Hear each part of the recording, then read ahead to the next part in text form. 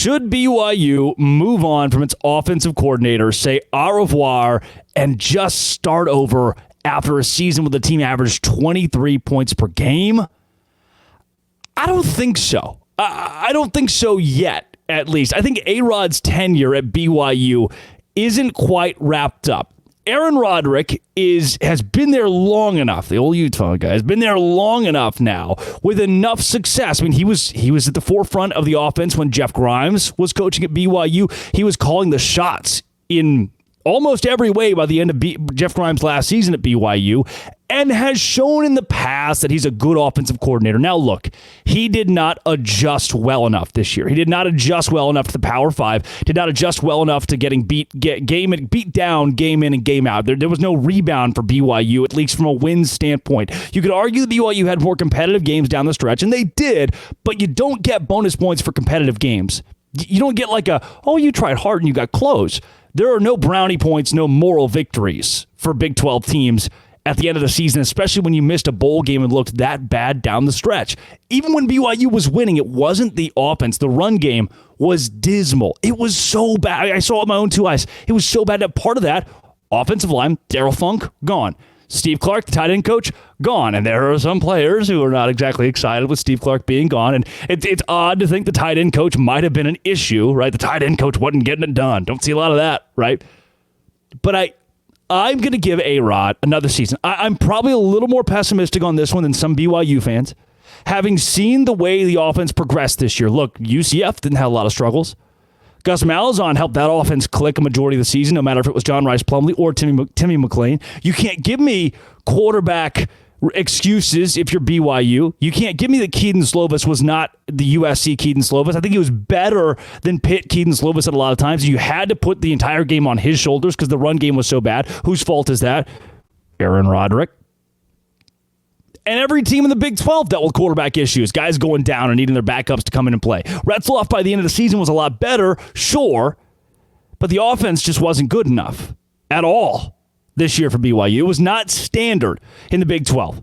And I'm going to push back too on my case that Aaron Roderick should say his best seasons were playing Western Kentucky. Ooh. That was kind of the marquee in that year that BYU, 2020, where BYU is right there with the best in the country, and Zach Wilson looks so solid.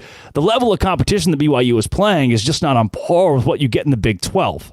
The saving grace that I give for A-Rod is the same saving grace that I'm giving to Scott Satterfield. And I don't know if it's fair, because Satterfield, it's his first season as a head coach at Cincinnati, leading that program into the Power 5.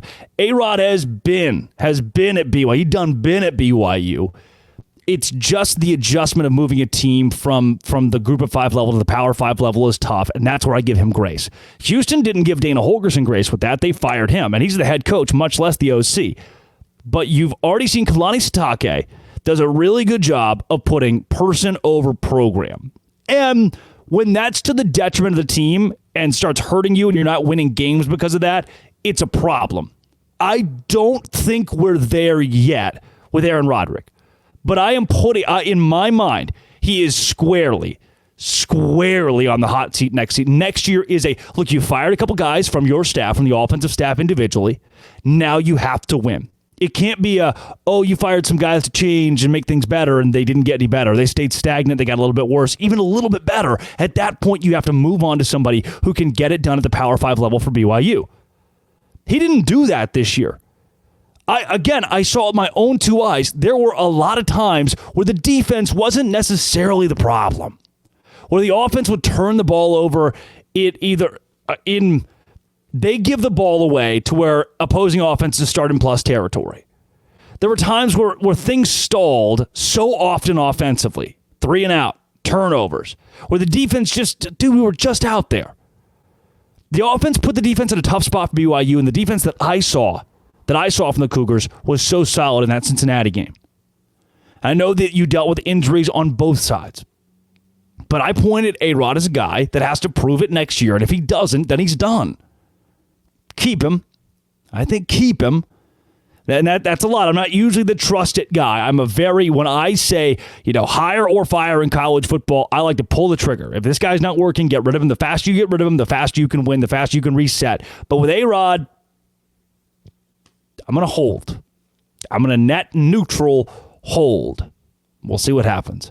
This has been an emergency episode of Locked On Big 12. Tomorrow, let's talk Texas. Talk Texas, I guess. This has been and always will be Locked On. Thanks for making it your first listen every single day. Dose Grande.